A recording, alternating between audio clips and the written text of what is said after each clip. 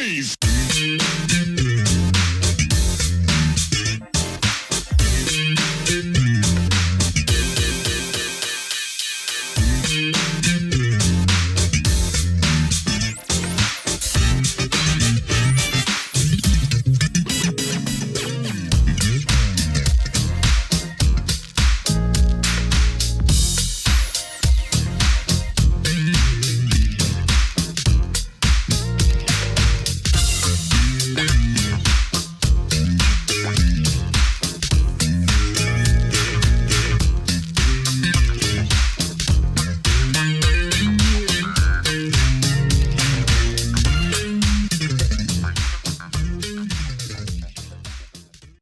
Welcome back to the next part of this Truth and Rhythm episode.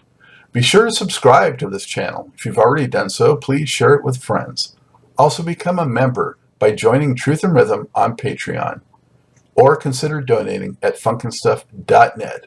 Thank you so much for your interest and support. Enjoy. So a little bit more about Skip. So I just want to mention, so viewers will have their memories jogged, some of the fantastic things he was associated with, Friends of Distinction, of course, some Earth, Wind, and Fire with Can't Hide Love, Love Ballad, LTD. You already mentioned Don't Ask My Neighbors, Emotions, of course, Lovely Day, Bill Withers, loves Holiday, Earth, Wind, and Fire. He did a lot of stuff with Confunction, big fan of them. Love Changes, Mother's Finest. And Giving You the Best That I Got, Anita Baker. So did he ever talk about any of those? Like, did you get a sense of maybe like some that were his favorites and things like that? Wow. Well, he had a song. Well, this is my Skip Scarborough story. He had a song. He wrote a song called I'd Rather Have You that was on Earth, Wind, and Fire's album. And Jessica Cleaves, when she was with Earth, Wind, and Fire, sang that. And it was my favorite Earth, Wind, and Fire song. When we were dating and we were talking about the music that he had written, and I said, we were talking about Earth, Wind, and Fire, and I said, my favorite Earth, Wind, and Fire song is I'd Rather Have You. And he said, I wrote that. And I just, I was like quiet for, probably 30, 40 seconds. I mean, because, I wasn't looking at who wrote the songs at the time, just trying to sing like Jessica Cleaves and on the record. And then when he started to name off the songs that he had written, it was just wonderful, to know, especially like Love Ballad. He did tell me that when he presented Love Ballad to the record company, it was like the person that was listening to the song says, well, it doesn't have a hook, So, we don't want this because it doesn't have a hook. And then, of course, LTD records it, and it's like their hit song without a hook. So he talked about that. And most of the songs he wrote before we got together, except for Giving You the Best I Got. He wrote that. He wrote that the original lyric has something to do with me. Then, of course, Anita Baker heard it, and then she changed the lyrics.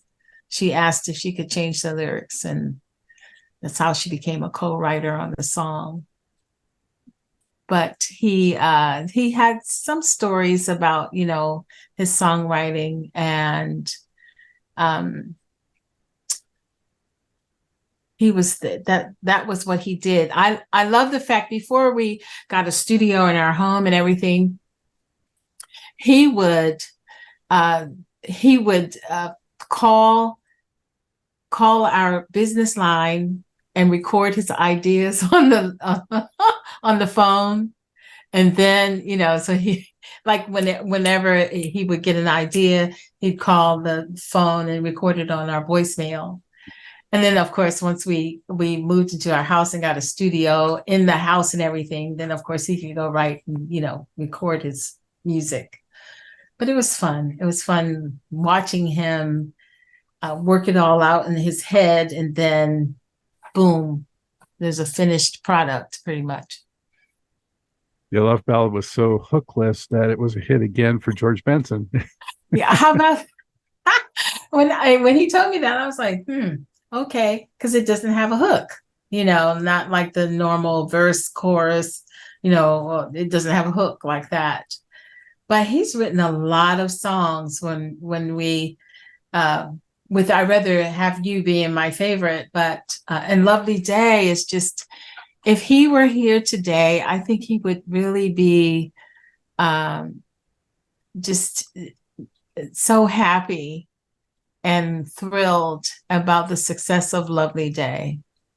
It's such a feel-good song for both him and Bill. It's just incredible. It keeps getting requested. And it's something, especially during COVID, we got a lot of requests because it was such a feel-good song, to help people to feel better about what we were going through as the world shut down. But still, people, making it through that time, it just made you feel good. And then it was sung during the inauguration. It was just, wow. Yeah. I'm amazed. It's been in so many films and TV. Yeah. Yes. Yeah.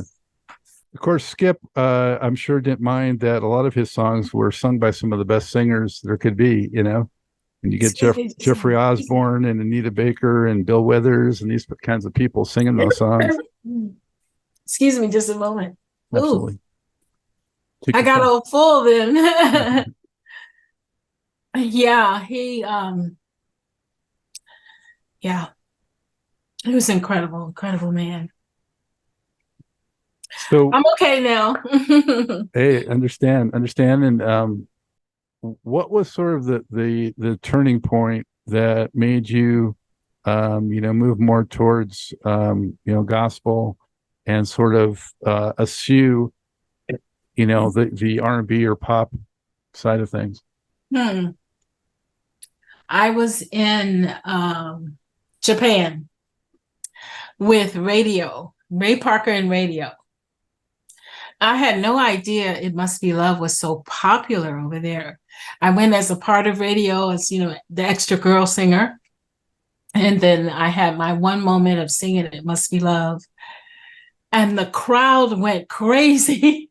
I had no idea. But at that moment, I felt it would be really wonderful to be singing and giving them a different kind of message, a message of life and love and eternity. And I think that's when I really felt that I wanted to do gospel. Well, actually, I wanted to do them both. Because if you noticed on all of my albums, the last song was always a gospel song.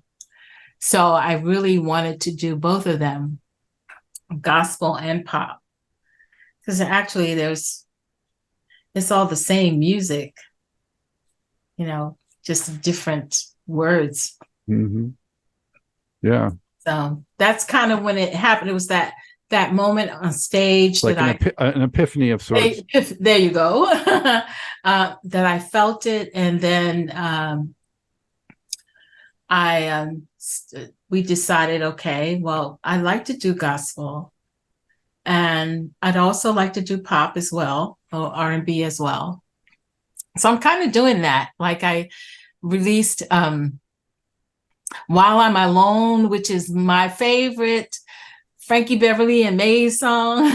Now, was that to make up for the happiness, missing that one? Oh, yeah, we did miss that. That was crazy. But yes, I've always wanted to do While I'm Alone. So the version that I did was Skip's arrangement of it. We did like an arrangement of it years and years and years ago, and I never got to do it. But last year I said, I'm just going to do this song and I'm just going to throw it out there. So that's what I did. Yeah. So who helped you with that? So my friend Jonathan Lassane, he and Greg Granger, the three of us produced it. So it was fun. Greg Granger from Pockets? From Pockets, yes, exactly. Yeah. He's been on the show. Yeah. Yeah. He and his Greg brother Granger. were on. Yeah. Yes, Greg is playing drums and Gary is doing the bass on there. So we also have a couple of other songs that I wanted to do. Like I wanted to do like what do you call it? A little EP. Mm-hmm. But then COVID happened, and then I just kind of like, okay. But While I'm Alone, I love that song, and I put it out. Oh. Didn't promote it or anything. I just put it out there. Yeah, well, it's beautiful. Yeah. Thank you. And I also got to mention the record you did, I guess, was a dedication of sorts to Skip, who we lost earlier in this century. Yeah. 2003. Renaissance, I thought, was really, really strong album, Oh, thank you. Thank you. Well, most of the songs on Renaissance were songs that he and I wrote together. Like, we were the worship leaders, praise and worship leaders at the church that we kind of actually came to Baltimore to be a part of. So most of the songs on that CD, we wrote together.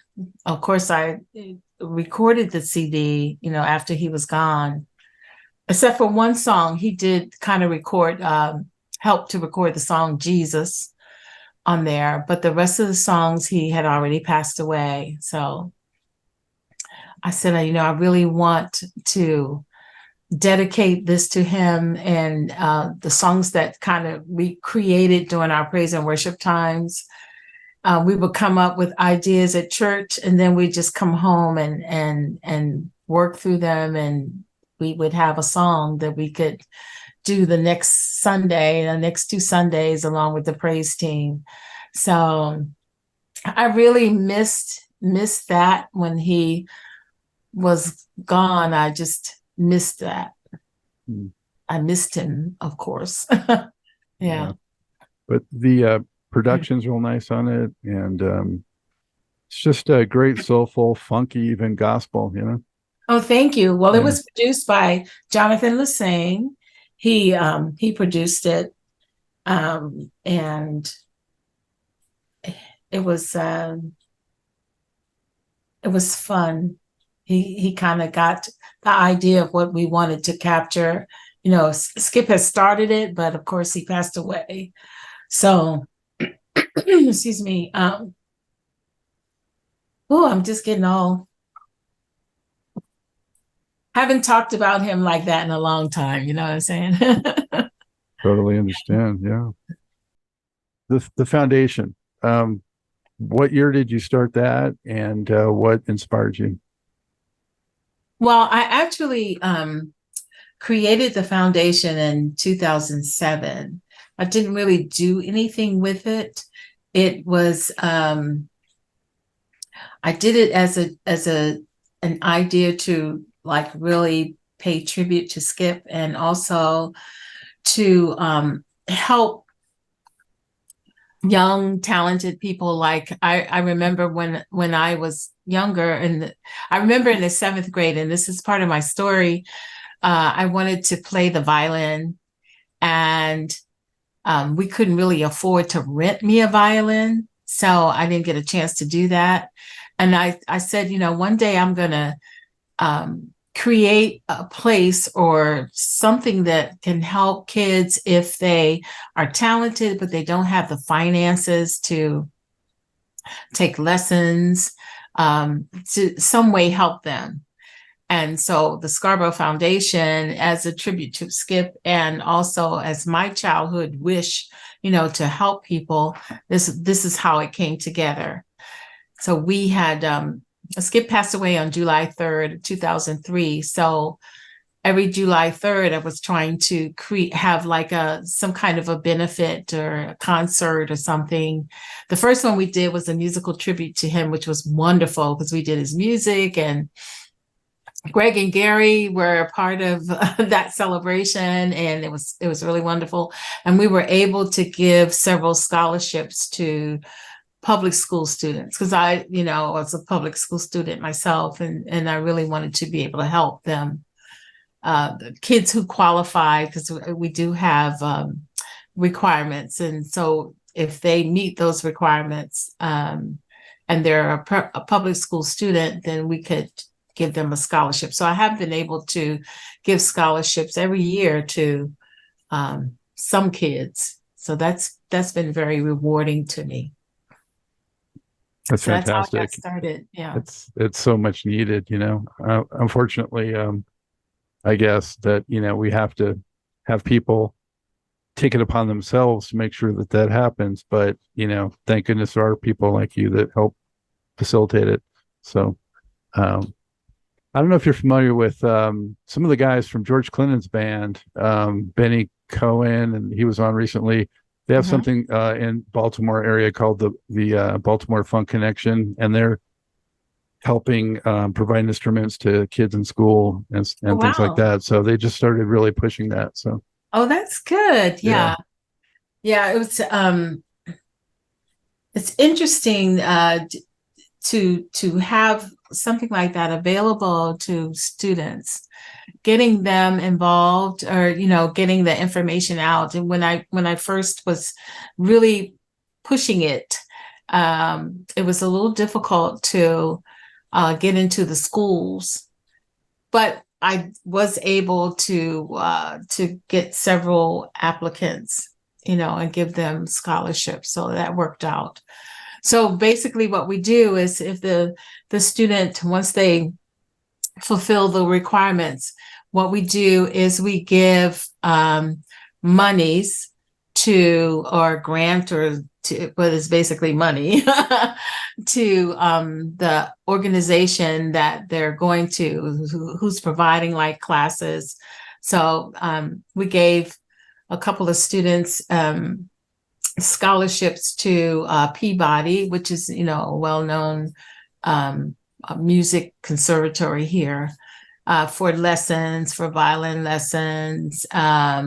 We've given scholarships for dance lessons. So we actually give the scholarships to the institution that's providing the classes or lessons to the students.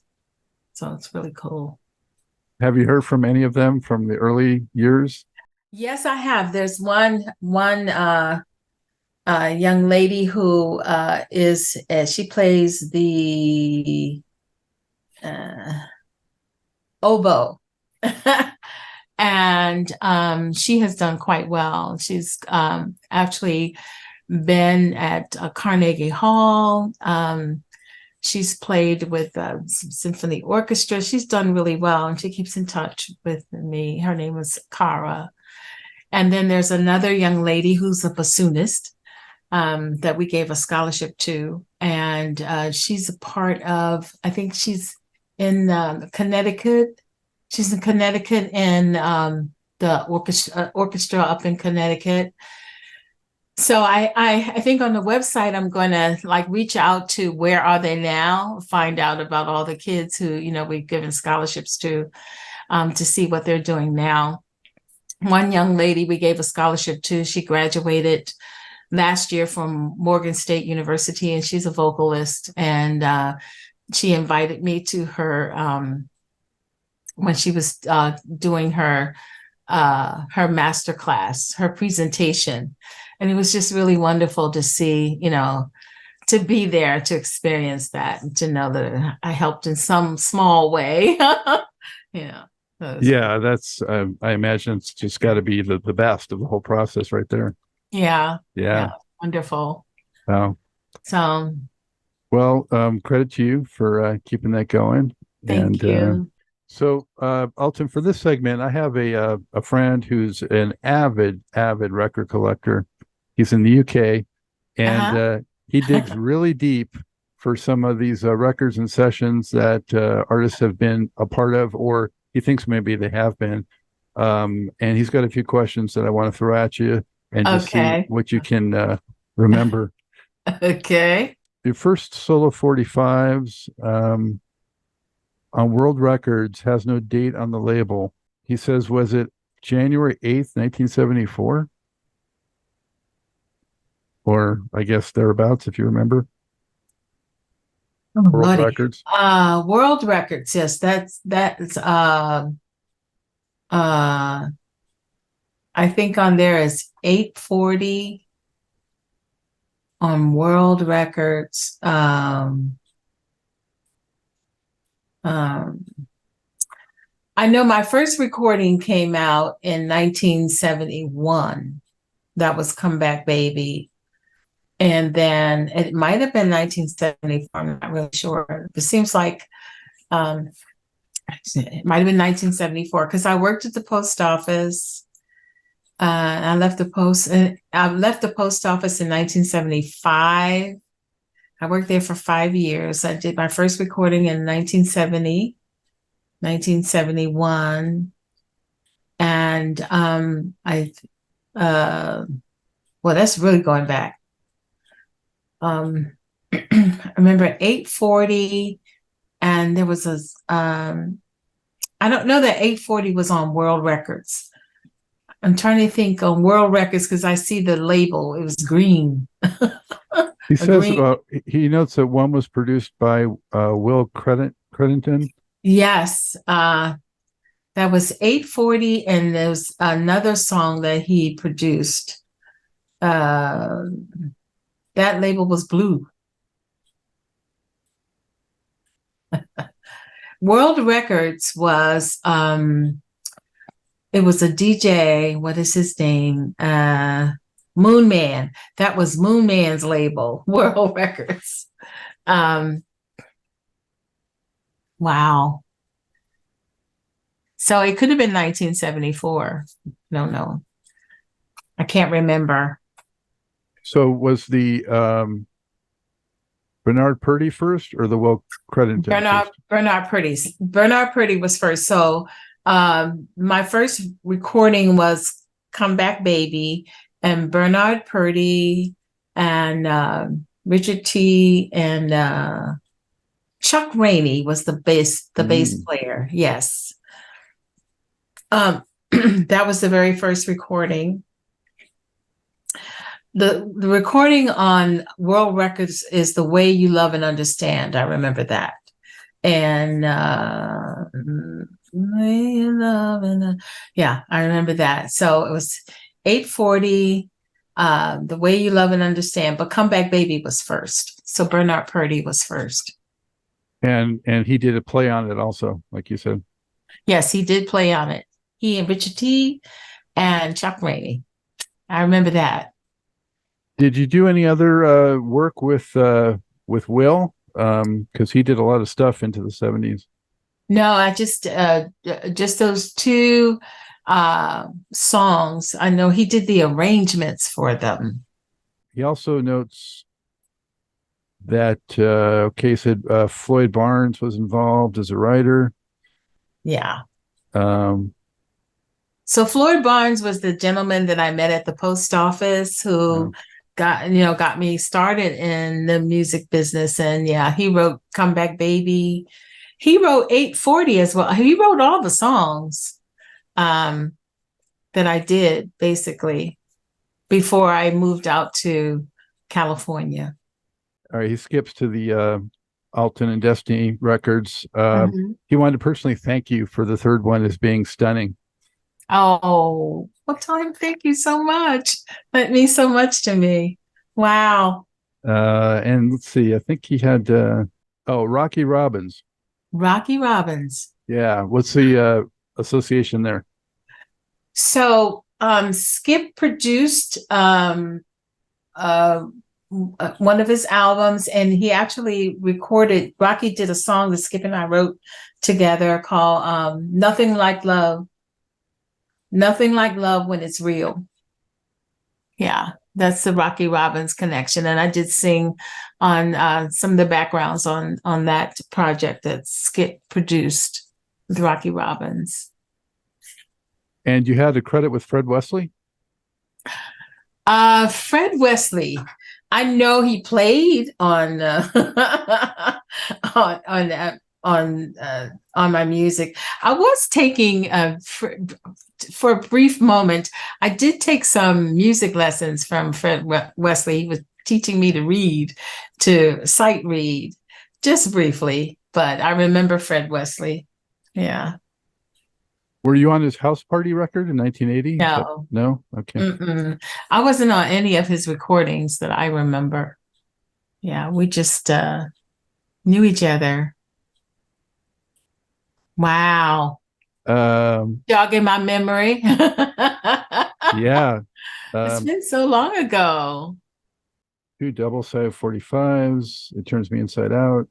Yes, It Turns Me Inside Out from Curb Records. With Lee Greenwood. A Lee Greenwood song, yeah. And Steve Buckingham produced that. He produced the whole album, but it wasn't released. He's asked if you could recall who the backing musicians were, and who's W. Perry. W. Perry? Says it, the hit and run writer. Oh, I remember him. He played the bass on it too. Yeah. The writer played bass. He was the bass player. I remember that. That's the only thing. Of course, it's Steve Buckingham, I remember. And the drummer, I can't remember his name, but I remember him. I remember his drumming in the studio was really cool. And I know that he I think he was he played on, is it Malco? Is that the name of the record? Malco Records? Oh, yeah, I remember that label. Yeah, that label, Malco Records. Yeah.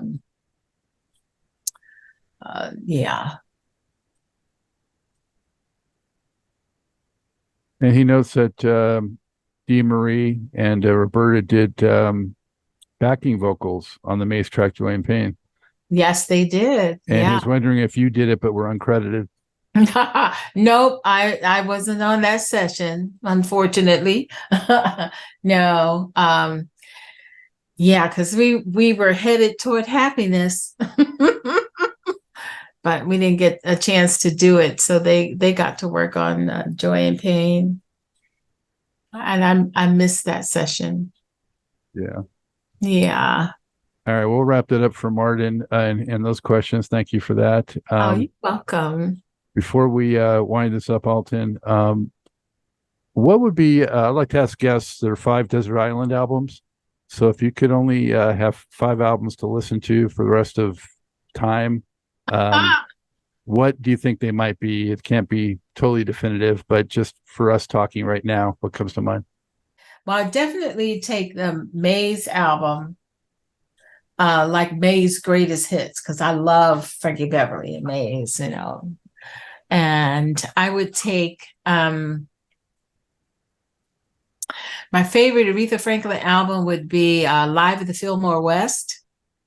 I don't know if you've heard that.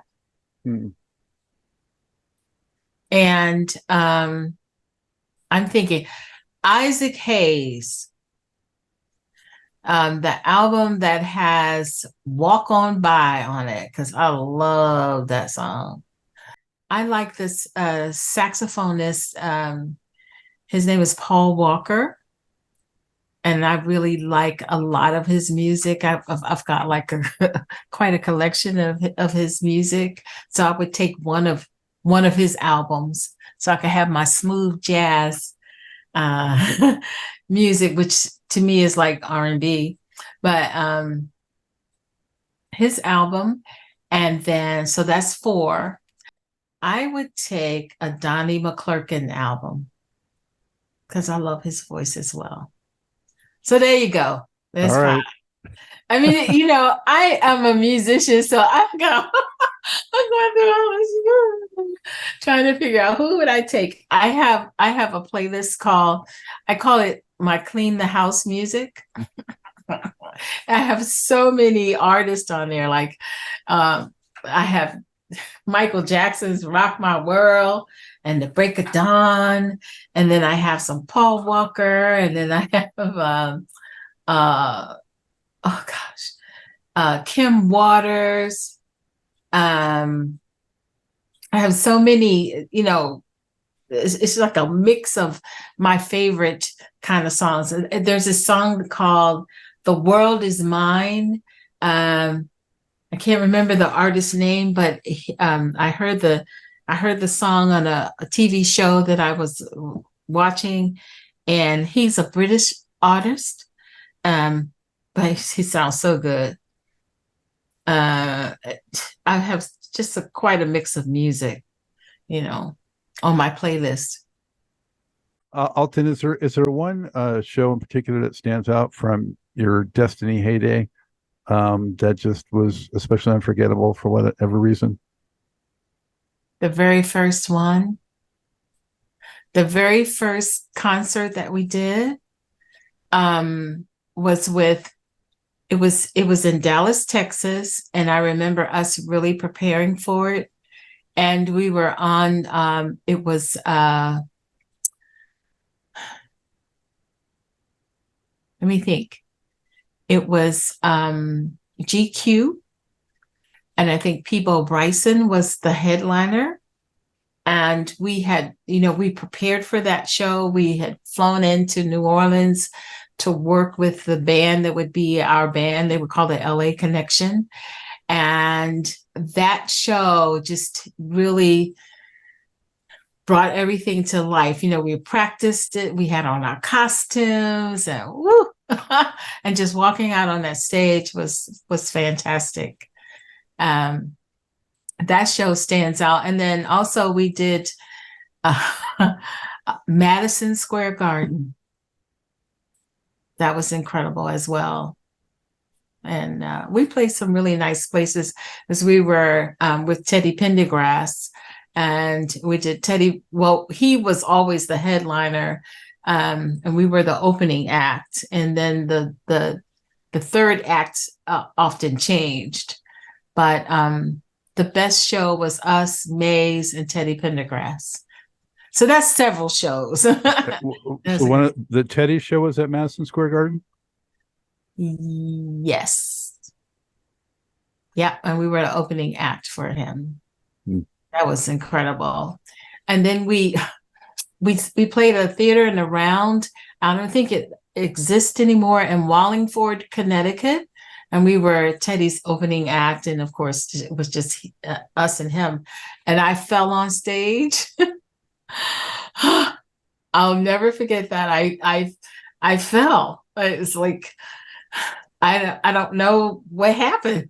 I just fell, and I'm on the floor, and the music is going, and the girls are walking past me looking, and then I just got like this on the floor.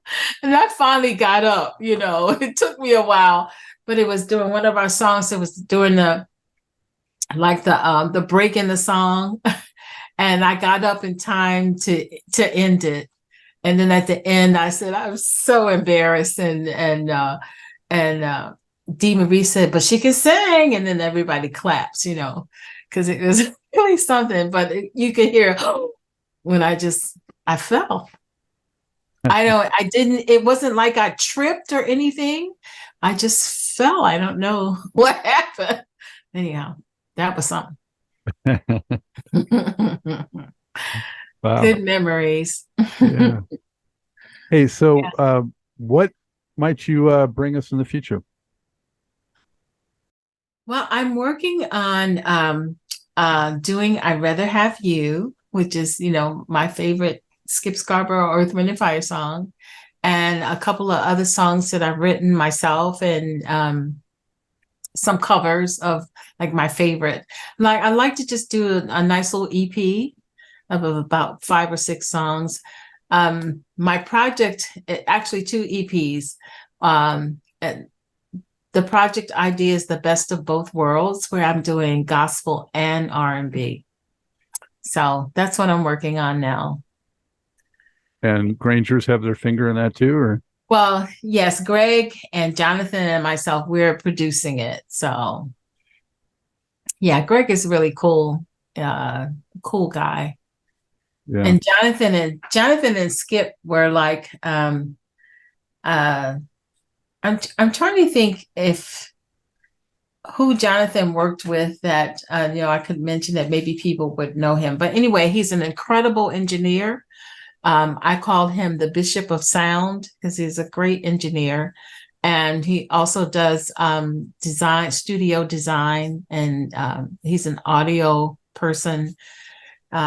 He sets up the sound in churches with his business. Sixer Services is the name of his business. There's a little plug there, but he's really incredible. So we're all working together to do the music that I really want to do. Gospel, the best of both worlds, gospel and R&B.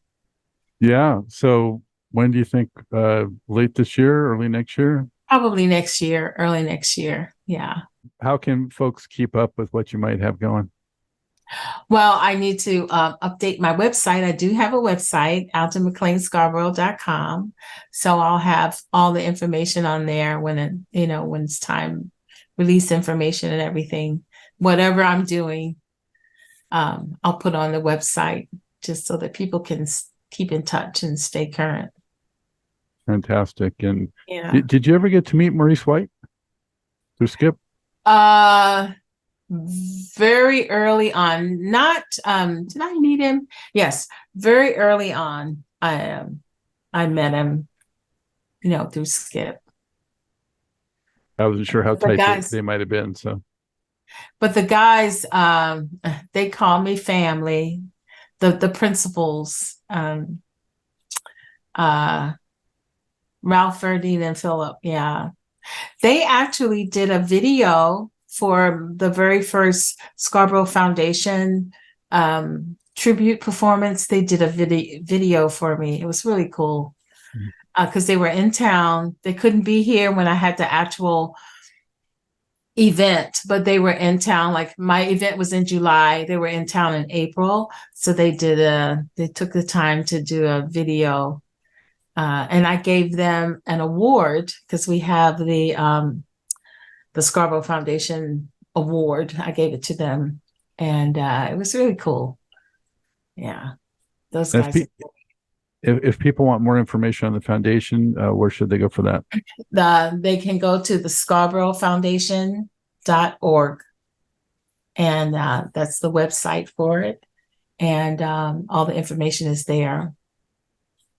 The scholarship is unfortunately only for Maryland public school students right now. It would be nice to expand it, but right now all we can handle is Maryland, the public school students in Maryland. And but I do have a vision for it to be national. That would be incredible. Yeah. Well, I think your career has been pretty incredible, and I appreciate you sharing it with us. Alton, it's been a lot of fun. Thank you so much. I appreciate you asking me to come on your podcast, and it is a podcast, right? Yeah.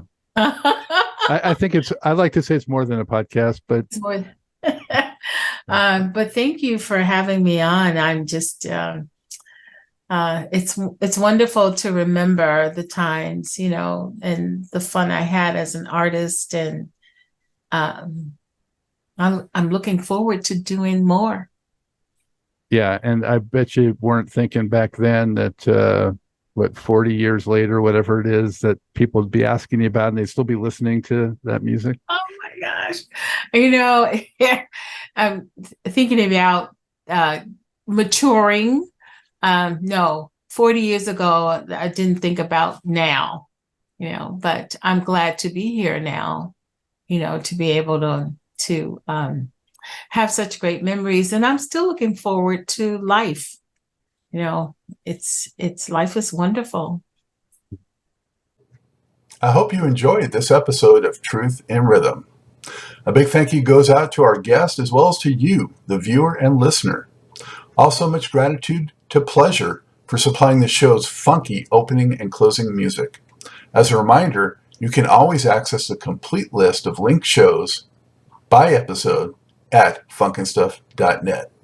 I urge you to support this program and receive the extra benefits along with that by subscribing to the Funk and Stuff channel on YouTube and sharing it with funk, R&B, and jazz lovers, joining Truth and Rhythm's membership program at Patreon, submitting a donation at funkandstuff.net, buying Everything is on the One, the First Guide to Funk book at Amazon, shopping at the Funky Things store for cool merchandise at funkandstuff.net, and linking through funkandstuff.net for all of your Amazon purchases. In addition, if you're an artist or anyone seeking proven, results-oriented professional marketing, PR, writing, or editing consultation or production, check out the media services section at funkandstuff.net. Also, I encourage you to drop me a line at scottg@funkandstuff.net.